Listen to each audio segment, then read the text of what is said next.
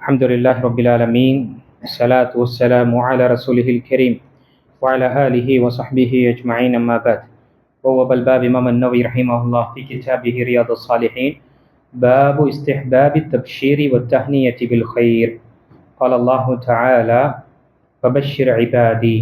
وقال تعالى: يبشرهم ربهم برحمة منه ورضوان وجنات لهم فيها نعيم مقيم.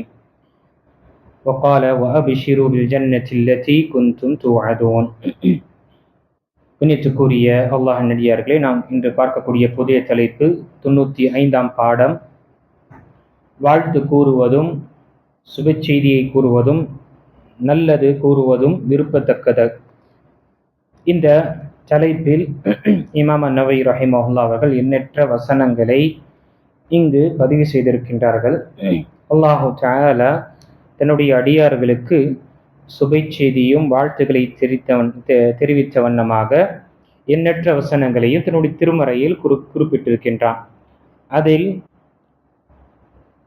சூரத்து தௌபாவுடைய 21வது வசனத்தில் யுபஷிருஹும் ரப்புஹும் பிரஹ்மத்தின் மின்ஹு வரித்வானின் வஜன்னாத்தின் லஹும் ஃபீஹா நஈமும் முகீம். அவர்கள் எத்தகையவர்கள் எனில்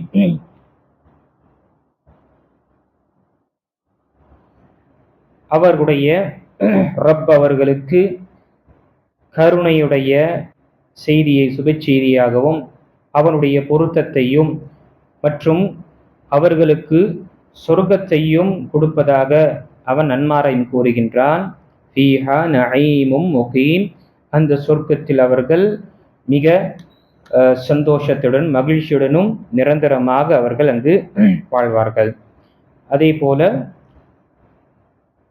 இன்னும் சில வசனங்களிலும் அல்லாஹு தஆலா சுப செய்தியை தெரிவிக்கின்றார். இங்கு ஒரு நல்ல பண்புகளில் ஒன்றானது மக்களுக்கு நாம நல்ல வார்த்தைகள் பேச வேண்டும். சுப செய்தி, சந்தோஷமான செய்தியை நாம் தெரியப்படுத்த வேண்டும். எப்பொழுது ஒரு மனிதன் பொதுவாக ஒரு மனிதன் கவலையில் இருக்கின்றான் என்று பார்க்கின்றோம், ஏதோ அவனுடைய வாழ்க்கையில் சோதனை நடந்து கொண்டிருக்கின்றது, ஏதோ ஒரு கவலையில் கவலை அவனை ஆழ்த்துகின்றது என்றால், அந்த நேரத்தில் அவருக்கு நாம் ஆறுதல் சொன்ன வண்ணமாக சுப செய்தி அவர்களுக்கு நல்ல வார்த்தையை சொல்ல வேண்டும். இன்ஷா அல்லாஹ் அல்லாஹு தஆலாவிடம் நாம் ஆதரவு வைக்கலாம். அல்லாஹ் இந்த விஷயத்தை குணப்படுத்துவான் அல்லது இந்த விஷயத்தை உங்களிடமிருந்து அகற்றுவான், நல்ல ஒரு காலம் வரும் என்று நாம் அவர்களுக்கு நன்மாரையும் சொல்லி அவர்களுக்கு நல்ல வார்த்தையை சொல்லி என்ன செய்ய வேண்டும், அவர்களுக்கு ஊக்குவிக்க வேண்டும்.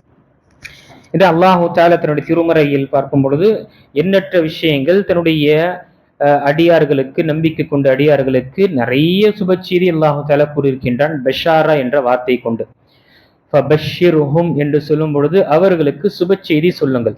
பஷாரா என்று வரக்கூடிய இந்த வார்த்தை என்ன அர்த்தத்தை தருகின்றது என்றால், அந்த விஷயத்தை கேட்கும் பொழுது அவருடைய முகத்தில் தனிப்பட்ட ஒரு மாற்றங்களை அவர் பார்ப்பார். அது சந்தோஷமான விஷயத்தில் இருக்கட்டும், அதே போல சில நேரத்தில் சில செய்திகள் சொல்லும் பொழுது அவருடைய முகம் மாறக்கூடியதாக இருக்கும். அதனால பஷாரா என்று சொல்லும் பொழுது இந்த முகத்தில் இருக்கக்கூடிய இந்த சதைக்கும் இந்த இருக்கக்கூடிய கன்னத்திற்கும் சொல்லக்கூடிய விஷயமாக இருக்கு. அவனுடைய நல்ல விஷயம் சொல்லப்படும் பொழுது அவனுடைய முகம் ஜொலிக்கும், அவன் அதை பிரகாசமான ஒரு நிலையை நாம் பார்ப்போம். அதே அவனுக்கு ஒரு கெட்ட செய்தி சொல்லப்படும் பொழுது அவனுடைய முகம் சொலித்து ஒரு கவலையில் அவன் ஆழ்ந்து விடுவான். அதேதான் அல்லாஹு தஆலா 2 நேரத்திலும் இதை பயன்படுத்தியிருக்கின்றான். அல்லாஹுடைய அடியார்களுக்கு நீங்கள் சொர்க்கத்துடைய சுப செய்தியும் அவனுடைய மன்னிப்புடைய சுப செய்தியும் அவனுடைய பொருத்தத்தையும் நீங்கள் சொல்லுங்கள் நபி என்றும் அல்லாஹு தஆலா இதை பயன்படுத்தியிருக்கின்றான். அதே போல அல்லாஹை நிராகரித்தவர்களுக்கு தண்டனைக்காகவும் என்ன செய்திருக்கின்றான், அந்த தண்டனையுடைய செய்தியும் தெரியப்படுத்துங்கள். ஃபபஷ்ஷிருஹும் பிஅதாபின் அலீம்.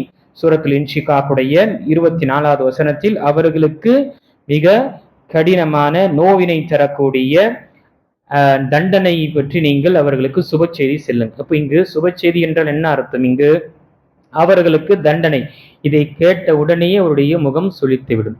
இங்கு அல்லாஹு தஆலா எண்ணற்ற விஷயங்கள் சொல்லியிருக்கின்றான். இந்த உலகத்தில் அல்லாஹை ஏற்றுக்கொண்டு வாழக்கூடியவர்களுக்கும் இந்த உலகத்திலும் நல்ல ஒரு வாழ்க்கையை அமைக்கின்றான் என்று அவன் வாக்குறுதி கொடுத்திருக்கின்றான்.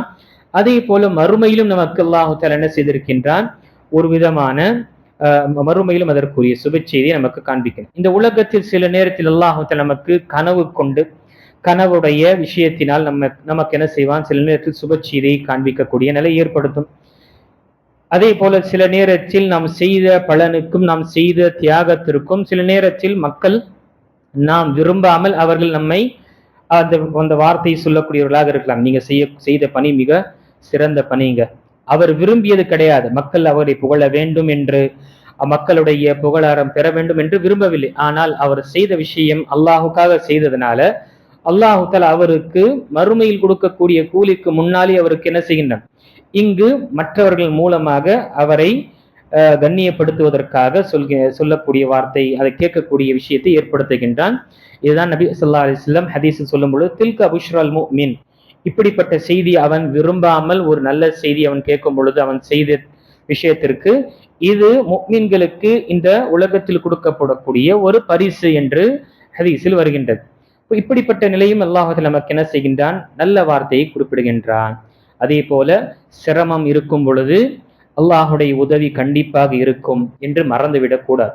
சிரமத்திற்கு பிறகுதான் அதனுடைய முடிவும் அதனுடைய அந்த சிரமத்திலிருந்து விடுபெறக்கூடிய நிலை ஏற்படும். அதை தான் அல்லாஹு தஆலா தன்னுடைய திருமறையில் சூரத்துல் குறிப்பா சூரத்துல் ஷரஹ்ல சூரத்துல் இன்ஷிராஹ்ல فإن مع العسر يسرا إن مع العسر يسرا, நிச்சயமாக கடுமைக்கு பிறகு இலகுவான விஷயம் இருக்கின்றது, நிச்சயமாக சிரமத்திற்கு பிறகு அதனுடைய தீர்வு இருக்கின்றது என்று அல்லாஹ் தஆலா இங்கு கூறுகின்றார். இந்த வசனத்தில் கொண்டு அறிஞர்கள் சொல்லக்கூடிய வார்த்தை, அல்லாஹ் இப்னு அப்பாஸ் ரலியல்லாஹு அன்ஹு அவர்கள் சொல்லக்கூடிய வார்த்தை பார்க்கும் பொழுது, நிச்சயமாக லை யக்லிப உஸ்ருன் யுஸ்ரைன், எப்பொழுதுமே ஒரு சிரமம் இரண்டு இலகுவான அல்லது இரண்டு ஒரு தீர்வில் என்ன அது ஆட்சி அமைக்காது அல்லது அதை வீழ்த்தி விடாது என்று இப்னு அப்பாஸ் ரலியல்லாஹு அன்ஹு கூறுகிறார். என்ன அர்த்தம் இந்த வசனத்துல? இரண்டு முறை இங்கு யுஸ்ர் என்று பயன்படுத்தப்பட்டது. அலிஃப் உஸ்ர் என்று சொல்லக்கூடிய வார்த்தைகள் இங்கு ஒரு முறை இரண்டு முறை பயன்படுத்தப்பட்டது. ஆனால் அது ஒரு முறை என்று கணக்கிடப்படும். பொதுவாக அரபுடைய மொழியில் பார்க்கும் பொழுது அலிஃப் லாம் கொண்டு வரக்கூடிய இந்த வார்த்தை இரண்டு முறை வந்தது என்றால் அது இரண்டுமே ஒரு விஷயத்தை போலதான் கருதப்படும். அப்போ இங்கு சிரமம் என்று நிச்சயமாக சிரமத்திற்கு பிறகு இலகுவான விஷயம் இருக்கின்றது என்று சொல்லப்படும் இந்த வசனத்தில் இரண்டு முறை சொல்லப்பட்ட விஷயம் அது ஒரே சிரமம் தான்.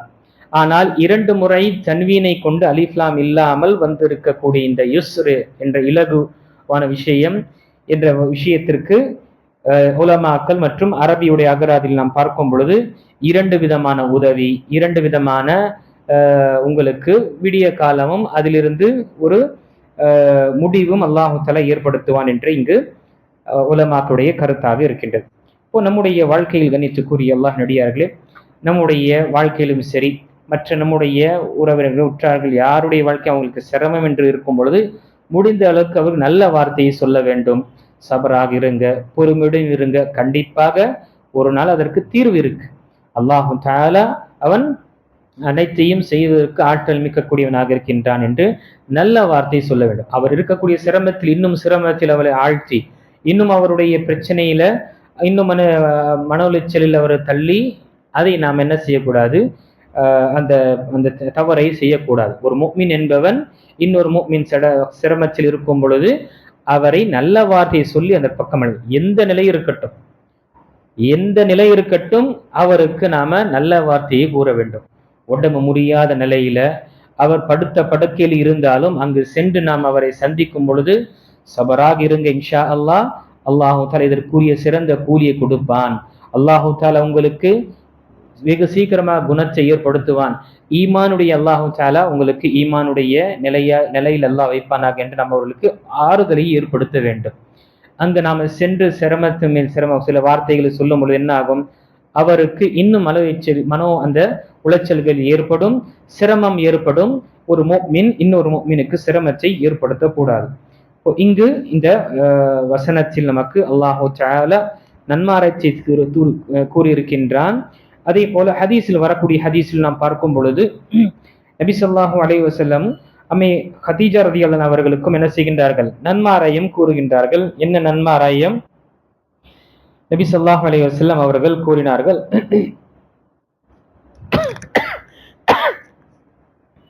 கூச்சலும் சடையும் இல்லாத நடுவில் துளைத்திடப்பட்ட முத்துக்களினால் உருவாக்கப்பட்ட சொர்க்கத்தின் வீடு உமக்கு உண்டு என கதீஜா ரலியல்லாஹு அவர்களுக்கு நபி ஸல்லல்லாஹு அலைஹி வஸல்லம் அவர்கள் வாழ்த்து தெரிவித்தார்கள். அல்லாஹ்வுடைய தரப்பிலிருந்து அவர்களுக்கு நன்மாரம் சொல்லப்பட்டது. ஜிப்ரீல் அலைஹிஸ்ஸலாம் அவர்கள் நபி ஸல்லல்லாஹு அலைஹி வஸல்லமுக்கு, நபி ஸல்லல்லாஹு அலைஹி வஸல்லமே, அம்மை கதீஜா அவர்கள் இப்பொழுது பாத்திரத்தில் ஒரு உண்ணக்கூடிய உணவை கொண்டு வருவார்கள். அவர்களுக்கு என் தரப்பில் சலாமை கூறிவிட்டு அல்லாஹுடைய தரப்பில் அவர்களுக்கு நன்மாராயத்தை தெரியப்படுத்துங்க. அவர்களுக்கு ஒரு வீடை அல்லாஹ் தஆலா சொர்க்கத்தில் அமைக்கின்றான். அந்த வீட்டில் என்ன இருக்கும், எப்படி இருக்கும் அந்த வீடு? எந்த ஒரு கூச்சலும் எந்த ஒரு சடையும் இருக்காது, எந்த ஒரு கலைப்பும் இருக்காது என்று இங்கு நபி ஸல்லல்லாஹு அலைஹி வஸல்லம் குறிப்பு. இங்கு கணித்துக்குரிய அல்லாஹ்வின் அடியார்கள், ஒரு அளவுகோலை நாம் புரிந்து கொள்ள வேண்டும்.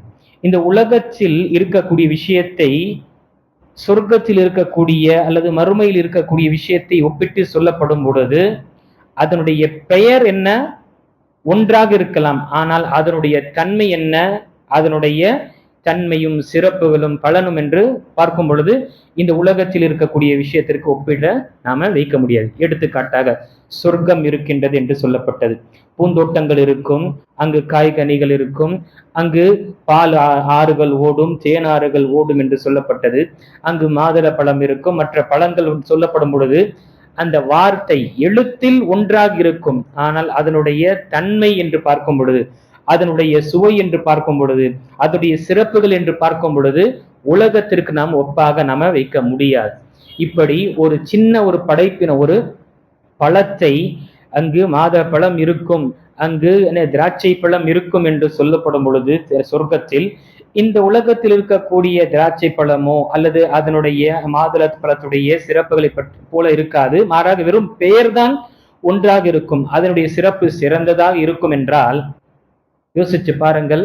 அந்த சொர்க்கம், படைக்கப்பட்ட அந்த சொர்க்கம், இந்த உலகத்தில் இருக்கக்கூடிய ஆறுகள் தோட்டங்கள் என்று அல்லாஹு தஆலா அங்கு வர்ணிக்கும் பொழுது அந்த சொர்க்கத்துடைய வர்ணனைப்பு எவ்வளவு சிறப்பாக இருக்கும். அதே போல் அந்த படைத்த ரப்புல் ஆலமீன் அவன் எப்படிப்பட்டவனாக இருப்பான், எப்படி அவனுக்கு நாம் எடுத்துக்காட்டு சொல்ல முடியும்?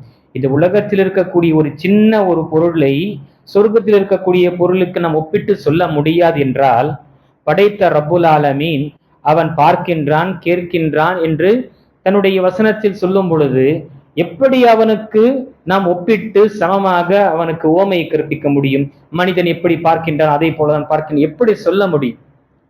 ஆக இந்த அளவுகோலை நாம் புரிந்து கொள்ள வேண்டும். உலகத்தில் சொல்லப்பட்ட மறுமை சம்பந்தப்பட்ட விஷயத்தில் சொல்லப்பட்ட வார்த்தைகள், பயன்படுத்தப்பட்ட வார்த்தைகள், உலகத்தில் இருக்கக்கூடிய விஷயங்களில் அந்த வார்த்தைகள் ஒன்றாக இருக்கலாம், ஆனால் அதனுடைய தன்மைகளும் அதனுடைய தோற்றங்களும் அதனுடைய சிறப்புகள் பலன்கள் என்பது அது மறுமையில் எப்படி இருக்கும் என்று அல்லாஹ் தான் அறியக்கூடியவனாக இருக்கின்றார். இந்த அற்பமான இந்த உலகத்தில் இருக்கக்கூடிய சிறப்பு அல்லது சுவையை கொண்டு நாம் என்ன செய்ய முடியாது, ஒப்பிட்டு நாம் வைக்க முடியாது என்று நாம் அறிந்து கொள்ள வேண்டும். இன்ஷா அல்லாஹ் வரக்கூடிய அமர்வில் இன்னும் சில ஹதீஸுகள், அல்லாஹ்வுடைய தூதர் ஸல்லல்லாஹு அலைஹி வஸல்லம் நன்மாராயம் சொன்ன சஹாபாக்களுக்கும் சரி, அதே போல மற்றவர்களுக்கு சொன்ன விஷயங்களை நாம் இன்ஷா அல்லாஹ் வரக்கூடிய அமர்வில் பார்க்கலாம். அல்லாஹ் தஆலா சொல்லக்கூடியவனுக்கும் கேட்கக்கூடிய அனைவர்களுக்கும் ஒவ்வொரு முஃமினின் தன்னுடைய சகோதரனுக்கு நல்ல வார்த்தையை பேசக்கூடியவர்களாக அல்லாஹ் நம்மை ஆக்கியருள்வானாக. சிரமமான இருக்கக்கூடிய நிலையில் அவர்களுக்கு நன்மாராயத்தையும் நல்ல ஒரு செய்தியை தெரியப்படுத்தி அவர்களுக்கு அவருடைய ஈமானை பலப்படுத்தக்கூடியவர்களாக அல்லாஹ் ஆக்கியருள்வானாக. ஆமீன். வாஹிரு தாவானா அல்ஹம்துலில்லாஹி ரப்பில் ஆலமீன்.